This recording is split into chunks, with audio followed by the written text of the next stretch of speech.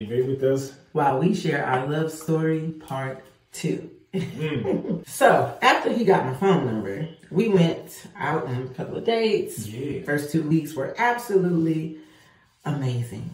Like a fairy tale. Yes, we started growing closer together on the time we was spending together. And one particular day we had out. His ex-girlfriend showed up at his apartment. He showed up at the apartment and he made a scene. I mean, I've never seen nothing like this in my life. Me either.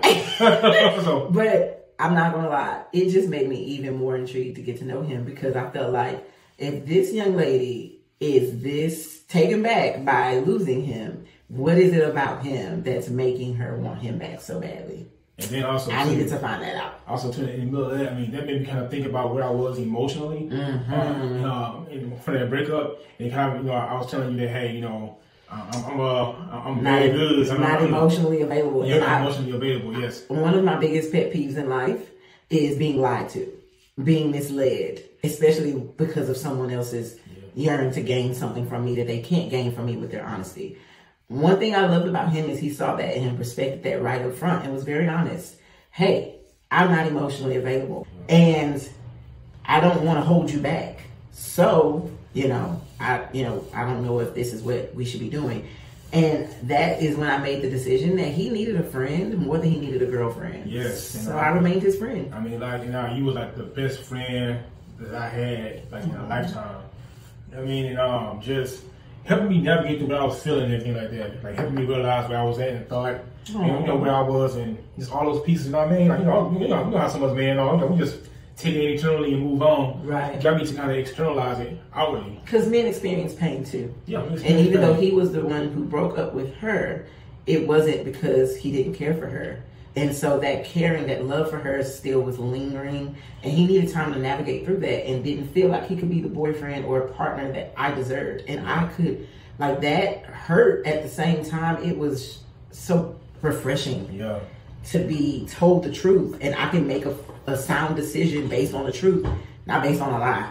And like y'all, the truth hurts. And I didn't want to see her go away, but at the same time, I'm not going to be selfish and say, get to me with my stuff while you just, not make yourself available to others.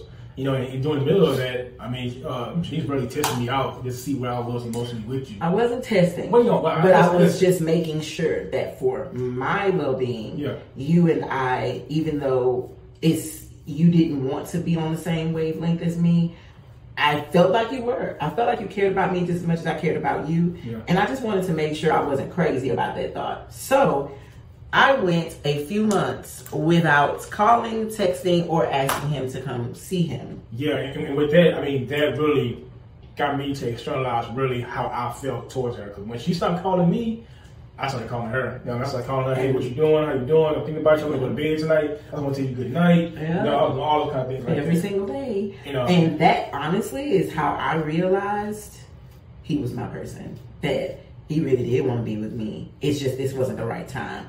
Because at the end of the day, he was the first person and the only person to want me just as much as I wanted him. And then, that also let me see how selfish your love was for me. Like how selfish it was for me, how patient it was, how kind it was for me, how you went to all those steps with me. Instead of just saying, hey, I want what I want, if you can't give me what I want, then we're not going to be together.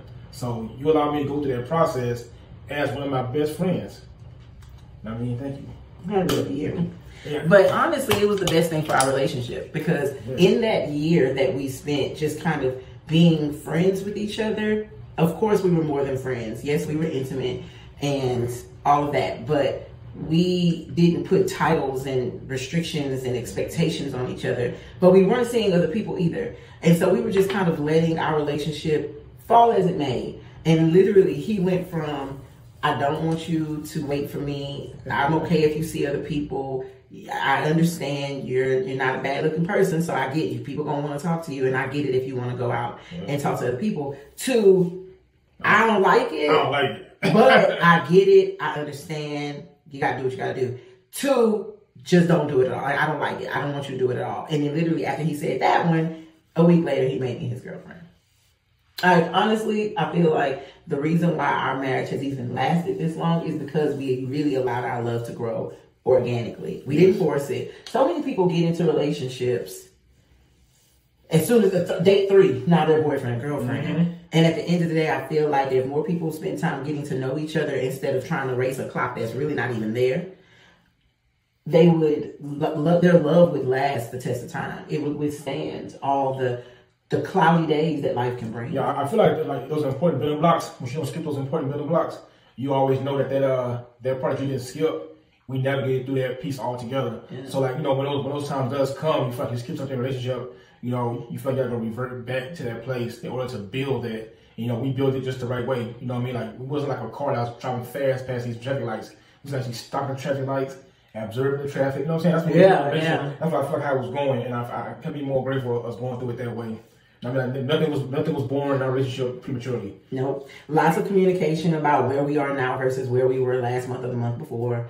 Lots of patience, lots of understanding, lots of grace, and that's how we ended up making things official a year and a month later, actually. The progression of us, like, ongoing. We kept on talking about what the next stage of our relationship, where our thoughts was on it. Oh yeah, we stayed communicating. We stayed communicating about what we wanted, our desires with our relationship. So to sit in this one place.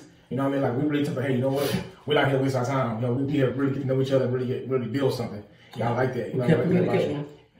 And that is to be saved for part 3. Part 3. How we got engaged. Stay tuned. Stay tuned.